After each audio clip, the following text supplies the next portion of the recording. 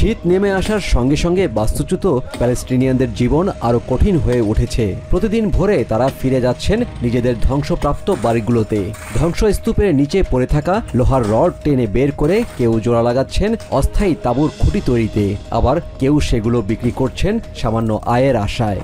ধ্বংসস্তূপের নিচে থাকা কংক্রিটে লোহার রডই এখন সবচেয়ে মূল্যবান সামগ্রী গাজাবাসীর জন্য। আমাদের কাছে শুধু একটি কোদাল, একটি গাইতি আর একটি হাতুড়ি আছে। এই সামান্য সরঞ্জাম দিয়েই আমরা কাজ চালাই। আমাদের অনেক ধরনের যন্ত্রপাতি প্রয়োজন।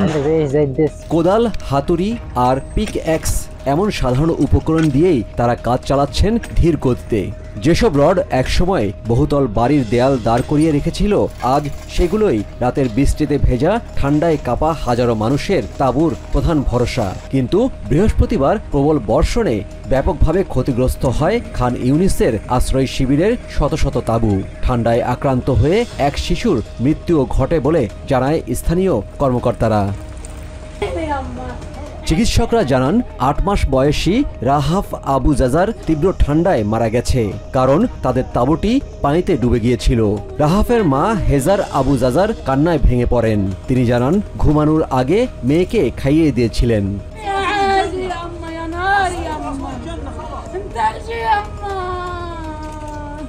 এদিকে ৫৩ বছর বয়সী ৬ সন্তানের বাবা ওয়াইল আল জাবরা নিজের বাড়ি থেকে লোহার রড খুঁজে এনে জোড়া লাগাচ্ছিলেন একটি অস্থায়ী আশ্রয় বানানোর জন্য।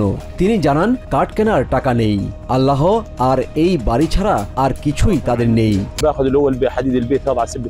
বাড়িটা ৫ তলা ছিল, আল্লাহ ছাড়া আর কিছুই আমাদের নেই, আর এই বাড়িটাই ছিল আমাদের একমাত্র আশ্রয়। আমাদের অবস্থা আপনি দেখতেই পাচ্ছেন।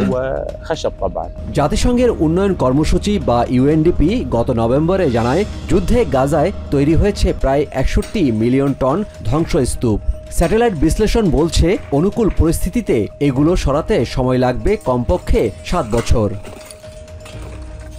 প্রতিদিন ধ্বংসপ্রাপ্ত শহরের পথ ধরে রড খুঁজতে বের হন ১৯ বছর বয়সের সুলেমান আল আরজা। তিনি বলেন ধ্বংসস্তূপে পরিণত হওয়া বাড়ির মালিকের সঙ্গে চুক্তি করেন তিনি। ধ্বংসস্তূপ পরিষ্কারে কখনো ১ সপ্তাহ, কখনো ১.৫ সপ্তাহ লেগে যায় তাদের। আমরা ৬ জন মানুষ জীবিকার খোঁজে বের হই, ধ্বংসস্তূপে পরিণত হওয়া বাড়িগুলোর পাশ দিয়ে যাই এবং বাড়ির মালিকের সঙ্গে কথা বলি। তিনি আমাদের দুটি বিকল্প দেন, বাড়ি পরিষ্কার করার বিনিময়ে লোহা নাও অথবা টাকা নিয়ে বাড়ি পরিষ্কার করো। আমরা তাকে বলি আমরা লোহাই চাই, তারপর আমরা লোহা ভাঙা শুরু করি। অন্যদিকে প্রেসিডেন্ট ট্রাম্প গাজা পুনর্গঠন ও উন্নয়ন পরিকল্পনার প্রতিশ্রুতি দিলেও যুদ্ধ পরবর্তী গাজাবাসীর বাস্তবতায় ভবিষ্যতের পরিকল্পনা এখন তাদের কাছে বিলাসিতা। ২৯ বছরের হাইথাম আরাভিয়া বলেন খাবার, পানি আর খরচ চালানোর জন্যই এই কাজ করছেন তিনি, যেন কারো কাছে হাত পাততে না হয়। আমাদের এই কাজ করতে বাধ্য করেছে জীবিকা। আমাদের সন্তানদের, ঘরের নারীদের খাওয়ানোর প্রয়োজন। আমার সাথে ৫ জন রয়েছে। এই যে এগুলাই আমাদের হাত। পরিশ্রমের মাধ্যমে হালাল উপায়ে আমাদের খাবার জোগাড় করি, যাতে কারো কাছে হাত পাততে না হয়। গাজাবাসীর অভিযোগ ইসরায়েল গাজার জন্য প্রয়োজনীয় লোহা, স্টিল প্রবেশে বাধা দিচ্ছে। এক ইসরায়েলি কর্মকর্তা রয়টার্সকে জানায় নির্মাণ সামগ্রীকে ডুয়েল ইউজ ধরা হয়, তাই শান্তি পরিকল্পনার দ্বিতীয় ধাপের আগ পর্যন্ত এসব সামগ্রী ঢুকতে দেওয়া হবে না। Yusuf Khaled, TVN 24 news desk.